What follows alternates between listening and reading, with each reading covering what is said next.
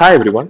So 2024ல் என்னென்னமோ நடந்திருக்கு. ஸ்பெஷலாக யூடியூப்ல ரொம்ப ஒரு பெரிய சம்பவம் நடந்திருக்கு. அது என்னன்னா, ஐ குட் டெக் பாஸ் அப்படின்ற ஒரு வீடியோ ரொம்ப வைரல் ஆச்சு. என்னன்னா, டெக் பாஸ்ல இருந்து சுதர்ஷன் வெளியே வந்தாங்க. அந்த ஒரு வீடியோ ரொம்ப வைரல் ஆச்சு. ஸோ அதை பற்றின அவங்களோட ஒப்பீனியனை புதிய சேனல் டெக் சூப்பர் ஸ்டார்ல இருந்து அவங்களும் கொடுத்துருந்தாங்க.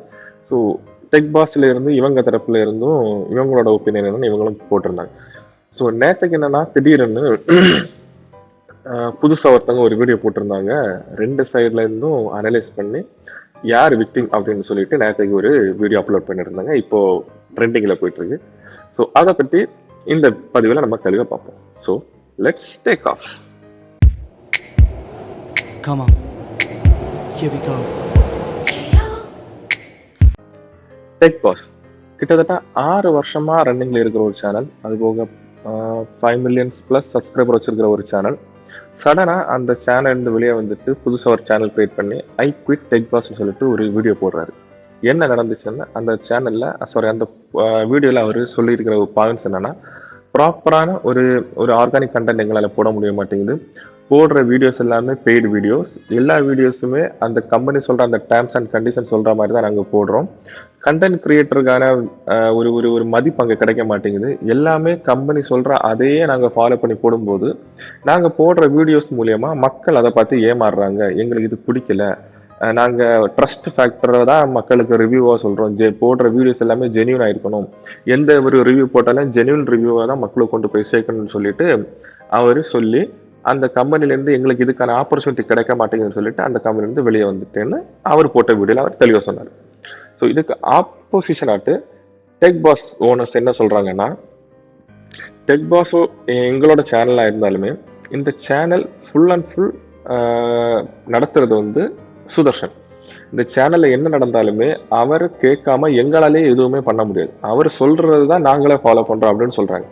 இன்னொன்று கண்டென்ட் வந்து எதுவா இருந்தாலுமே அவங்க ரெடி பண்ணி அவங்க ப்ரிப்பேர் பண்ற ஒரு கண்டென்ட்டை தான் சின்ன சின்ன ஏதாச்சும் சேஞ்சஸ் இருந்துச்சுன்னா, ஏன்னா பெய்டு கண்டென்ட் கம்பெனிக்கும் ஃபேரா இருக்கணும், மக்களுக்கும் ஃபேரா இருக்கணும். அந்த மாதிரி தான் கண்டென்ட் நாங்கள் எடிட் பண்ண சொல்லுமே தவிர, சுத்தமா அப்படியே வந்து கம்பெனி சொல்ற அதே டேர்ம்ஸை தான் நீங்க ஃபாலோ பண்ணணும் அப்படின்னு சொல்லிட்டு நாங்க சொன்னது இல்லைன்னு சொல்லிட்டு அவங்க சைட்ல இருந்து ஒரு ப்ரூஃபோட போடுறாங்க.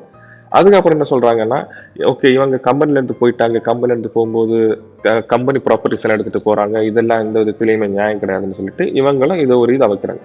அதுக்கு சுதர்ஷன் என்ன சொல்றாருன்னா, இல்ல நான் வந்து 60 லட்சம் ரூபா 75 லட்சம் ரூபா அந்த கம்பெனில இருந்து எனக்கு தரணும். ஸோ ஒரு எமர்ஜென்சிக்காக 15 லட்சம் ரூபா நான் வாங்கிட்டேன். பாக்கி காசு அவங்க எனக்கு தர இயலாதுன்னு சொல்லிட்டாங்க. ஏன்னா இவங்களுக்கு கிடைக்கிறத வந்து யூடியூப் ரெவன்யூல இருந்து எவ்வளவு வருதோ அதை 3ஆ ஷேர் பண்ணுவாங்க. எத்தனை வந்தாலுமே அதை 3ஆ ஷேர் பண்ணி அவங்க மூணு பேராட்ட அவங்க ஷேர் பண்ணி எடுக்கிறாங்க.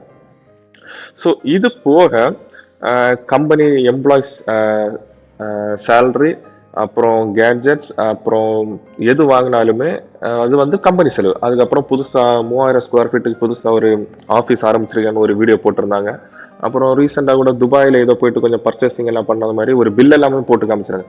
ஸோ இதெல்லாம் வந்து ஆஃபீஸோட காசு, அந்த சேனல் ஓனரோட காசு. ஸோ இந்த செலவெல்லாம் இருக்கும்போது கூட இவருக்கு வந்து இந்த காசு பத்த மாட்டேங்குது, எனக்கு பெர்சன்டேஜ் இன்னும் கொஞ்சம் கூட ஏற்றி தரணும்னு சொல்லும் போது அவங்க அதை வந்து இக்னோர் பண்ணிக்கிறாங்க. அதை அவங்களும் சொல்றாங்க, அதை வந்து நாங்கள் இக்னோர் பண்றோம். ஏன்னா செலவு அதிகமா இருக்கு, ரெவென்யூ வருது. பட் இவங்களோட பேஸ் என்னன்னா, சேனல்ல இருந்து வர ரெவென்யூல நாங்க வந்து 3ஆ ஷேர் பண்ணிக்கணுன்றதுதான் இவங்களோட கான்செப்ட். ஸோ இது போக இவர் என்ன சொல்றாருன்னா, சுதர்ஷன் என்ன சொல்றாரு, நான் அந்த கம்பெனில வந்து 60 லட்சம் ரூபாய் எனக்கு தரணும்னு சொல்றாரு.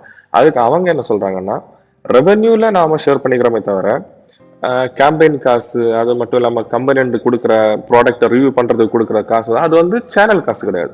அது வந்து ப்ராடக்ட்டுக்கு ரிவ்யூ பண்றதுக்கு அவங்க கொடுக்குற காசு, அது வந்து தனி. அது வந்து ரெவென்யூ ஜெனரேட் ஆகாது. அது வந்து அக்கௌண்ட் மூலியமோ இல்ல ஹேண்ட் பை ஹேண்டோ அந்த மாதிரி உள்ள காசு. ஸோ அது வந்து எப்பயுமே இது இவரோட காசு, இவர் உழைச்ச காசுன்னு இவரால சொல்லவே முடியாது. அதுதான் உண்மை. ஸோ இந்த மாதிரி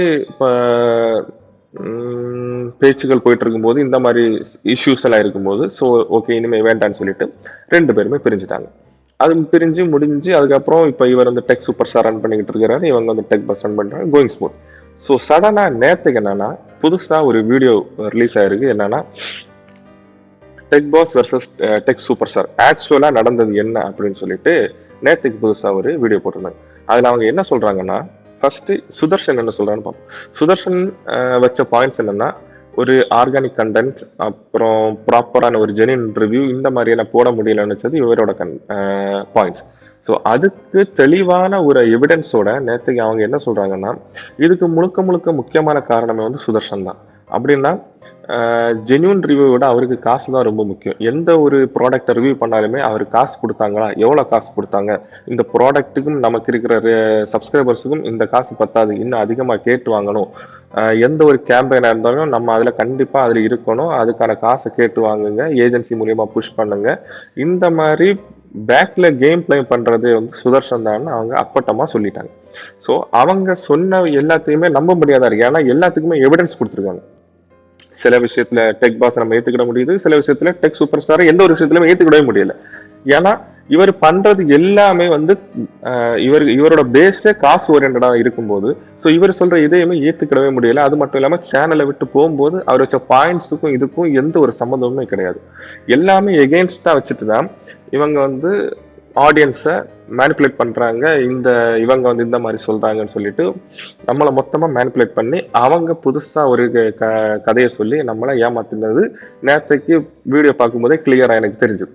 ஸோ உண்மை அதுதான் கூட நான் நம்புறேன். ஏன்னா 1000 ரூபா ப்ராடக்டா இருந்தாலும் சரி, 5000 ரூபா ப்ராடக்டா இருந்தாலும் சரி, நம்ம வாங்குறது முன்னாடி வந்து கூகுள்ல செக் பண்ணுவோம், இந்த ப்ராடக்ட் எப்படி இருக்கு அப்படின்னு சொல்லிட்டு கூகுள்ல முன்னாடி செக் பண்ணுவோம். இப்போ அப்படியே வந்து யூடியூப்ல பாக்குறோம். ஸோ நமக்கு ஃபேவரா இருக்கிற யார் யார் யூடியூப் நமக்கு பிடிக்குதோ அவங்களோட சேனல்ஸை நம்ம பாக்குறோம். அதை பார்த்து நம்ம திங்ஸ் வந்து வாங்குறோம்.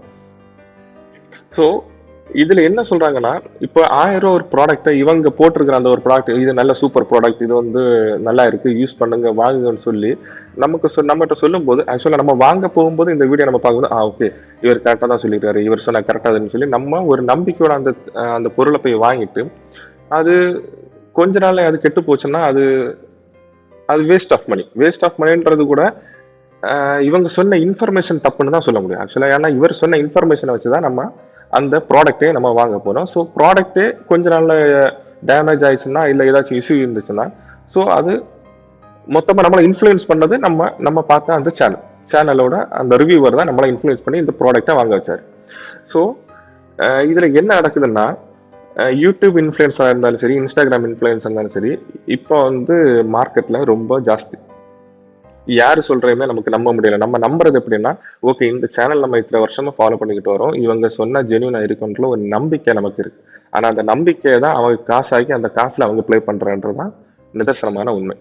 நம்ம வந்து இந்த யூடியூப் எல்லாம் வாரதுக்கு முன்னாடி ஒரு 10, 15 வருஷம் 10 இல்ல ஒரு 10 வருஷத்துக்கு முன்னாடி நமக்கு ஒரு ஃபோன் வாங்கினாலோ, இல்ல ஏதாச்சும் ஒரு ஹெட்செட்டோ, சார்ஜரோ, ஏதாச்சும் ஒரு திங்ஸ் வாங்கினாலும், நம்ம அந்த கடைக்கு போய் ஒரு 3, 4 ஃபோன் வாங்கி யூஸ் பண்ணி அந்த கடையில இருக்கிற அந்த ஸ்டாஃப் சொல்லுவான், இது நல்ல போன், இந்த போன்ல இது இது இருக்குன்னு சொல்லிட்டு அவன் நமக்கு ஒரு ஒரு ஒரு இது தருவான், கன்க்ளூஷன் தருவான். ஓகே நமக்கு இந்த ரேஞ்சுக்கு இந்த போன்ல இது இது இருக்குன்னு சொல்லிட்டு அவன் நமக்கு சொல்லும்போது அதை வச்சு நம்ம ஓகே இந்த போனு நம்ம பட்ஜெட்டுக்கு கரெக்டா இருக்குன்னு சொல்லி நம்ம வாங்குவோம்.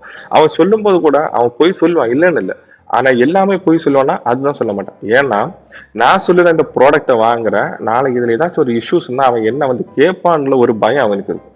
அது மட்டும் இல்லாம கடையில வாக்குவாதம் வந்துச்சுன்னா அந்த கடையோட ரெப்யூட்டேஷன் போகும்ல ஒரு பயமும் இருக்கும். ஸோ அந்த டைம்ல இருந்துச்சு. ஆனா இந்த மாதிரி இருந்துச்சானா இல்ல.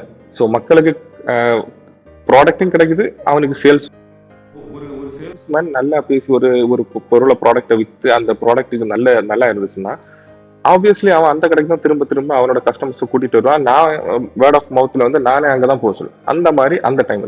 பட் இப்ப அப்படியானா இப்ப அப்படி இல்லை. இப்ப எல்லாமே யூடியூப் பிளஸ் இன்ஸ்டாகிராம். ஸோ மொத்தமா ஆன்லைன்ல இப்ப மொத்தமா மாறிடுச்சு. ஸோ கன்க்ளூஷன் என்ன சொல்ல வரேன்னா, ஒரு ப்ராடக்ட் நம்ம வாங்க போறோம்னா யூடியூப்ல பார்க்கலாம், பட் ஒரு ஆளை மட்டுமே பார்க்காதீங்கன்னு நான் சொல்றேன். ஒரு 4-5 YouTube channels plus reviews, Google ரிவ்யூஸ்ல நிறைய போட்டிருப்பாங்க. ஓகே, அதுக்கப்புறம் அந்த போனோட ஸ்பெசிஃபிகேஷன் என்ன, இது நம்ம பட்ஜெட்டுக்கு இது ஓகேவா, பட்ஜெட் ஃப்ரெண்ட்லியா, ஸோ நம்ம பட்ஜெட்டுக்கு அதுல கொடுத்துருக்க ஸ்பெசிஃபிகேஷன் அது செட் ஆகுதா, கரெக்டா இருக்கா.